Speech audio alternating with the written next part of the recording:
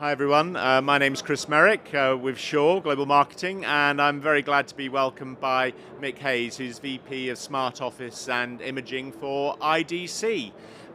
We've been doing quite a lot of partnership with IDC in recent years. Amazing quality of insights and support that you've given to us. Thank you. So real pleasure to have you visit us here at ISE 2025. Sure, we've been around 100 years, Yeah. and we always like to think that we've always been a very human-centric organisation. And one of the challenges which I think we're observing more and more is that a lot of people in the industry kind of put the technology first and think less about the human being and their needs. So I wonder whether that's what you're seeing in terms of conversations or new services you're seeing around the event. What are your reflections on that, please? Yeah, I mean, you're right. We've been trying to get this hybrid flexible working right since the pandemic. And the problem isn't the technology. If you look around this show, we've got every kind of technology. So we've got that. It's not the office spaces. Our research shows typically 30 to 40% of companies every year are going through some office design to facilitate hybrid working. And then, the supply chain issues have gone. If people want to equip their home office, we've got the chairs, we've got the monitors.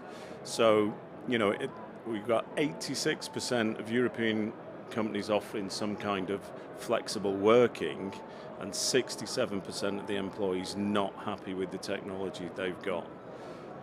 Yeah, it is that human element. The top problems, security is always a challenge, but 22% of companies say that the problem they have is with the culture.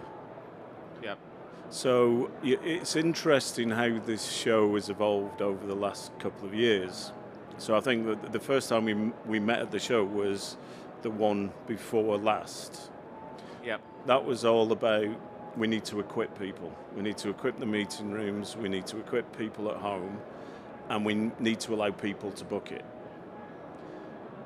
We tried that, still didn't make the people happy. So then the next year it was a suspicion that maybe they're not using the rooms, they're booking it. Yeah. So a lot more sensors, a lot more data. So now what we need to do is we need to make the space predictable. We need to manage what's going on, we need to optimize it, and we need to make it predictable. And we all did that, and it still didn't work. But this year it's very interesting. To me, the tone has changed. I've been asking the companies what are their objectives or their design principles, and they're saying things like, we want people to feel like they belong. We want to make the technology invisible and yet aesthetically pleasing. It really is a shift from, well, we want to conform to these standards, or we want interoperability, or we want more, a big shift. And I think it is that human element you need to get right. Yeah, because I recall from some of your research, one of the great insights was that a lot of organizations were going for a corporate standard, which wasn't necessarily effective and not serving those end users' human needs. And this was, I think I recall it was like the circle of frustration, which was people were acquiring gear which wasn't necessarily any good. People would come into the office, experience it, and go, oh, well, I can actually be more productive with my time at home. And then you mandate them to go in, so they get less happy. Still doesn't solve the problems, so you buy something else, and you kind of rinse and repeat around that cycle. And we did some quite interesting research on first-time buyers versus repeat purchasers. Yes. So first-time buyers, price. Yeah. They're not involving all the stakeholders, and they're just getting good enough equipment, and that's when they realise the problems. They realise that maybe the sales team, they're on calls and they haven't got good audio quality.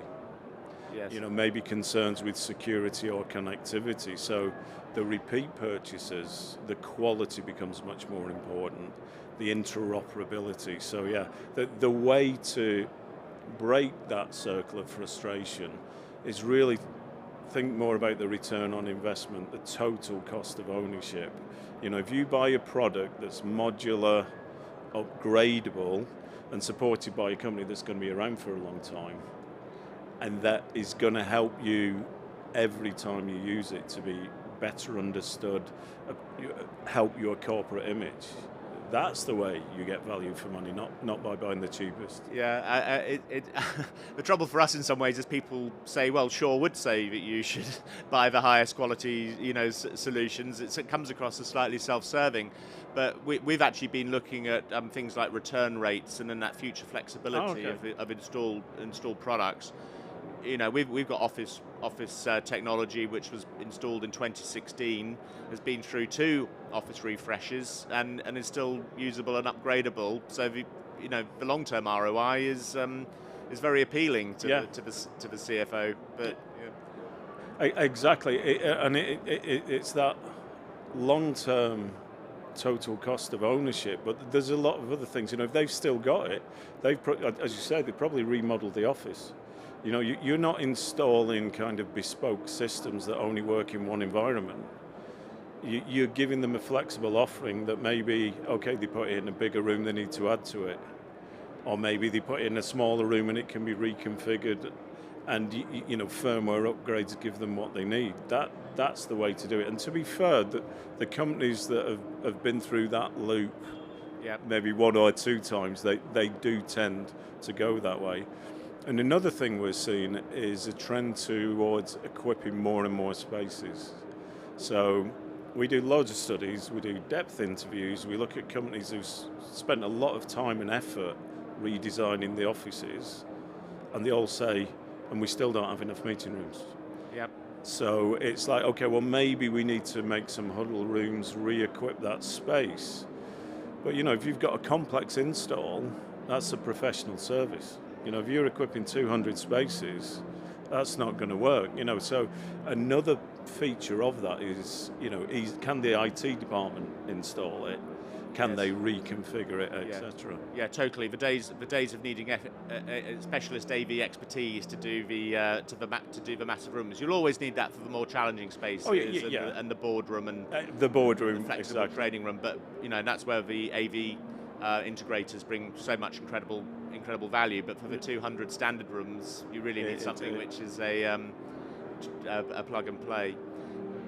Well, thank you, Mick. That's really great. It's always a pleasure to have to catch up with you. Thank you. If anybody wants to get their hands on the wonderful research that IDC have partnered with us for, it's all available on Shure.com in our conferences and meetings part of the website, and you all there to download. You don't need to give us all your details. It's all freely available. So if you want to know more about all the fantastic stuff from IDC in partnership with Shure, it's all available there. Thank you. Thank you, Mick. Thanks.